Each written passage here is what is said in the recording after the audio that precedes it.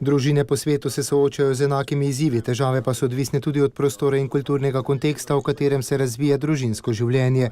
Teme tretjega dne škofovske sinode so bile različne, kot na primer nasilje, revščina in vojna. Latinski patriarh Fuad Tual.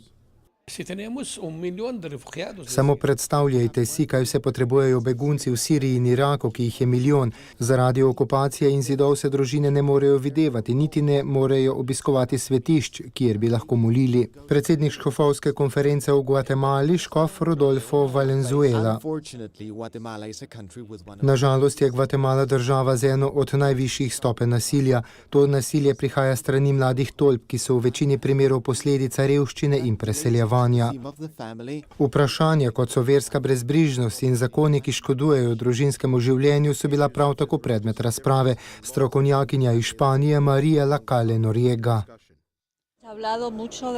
Razpravljali smo o številnih protidružinsko nastrojenih zakonih, pa tudi o pritiskih mednarodnih teles k spodbujanju take zakonodaje.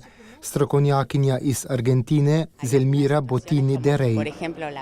Obstajajo razmere kot sta revščina in preseljevanje, vse to vodi k razkroju družine. Ameriška celina je zelo velika, Latinska Amerika je tako velika, da nima vsaka država enakih problemov. Sekularizem se ukoreninja, prav tako individualizem, to pa vlogo družine potiska v pozabo.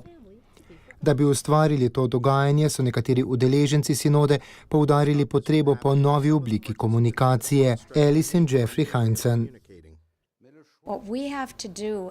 Kot cerkev moramo uporabljati pravilne jezike, prave besede, pravi način pristopa do družin v svetu. Tudi one si namreč zaslužijo doživeti veselje, ki ga Bog daje poročenim parom. Sinodalne očete čaka še 11 dni dela in razprav, ki bodo zadevale težave in izzive, s katerimi se družine soočajo po vsem svetu.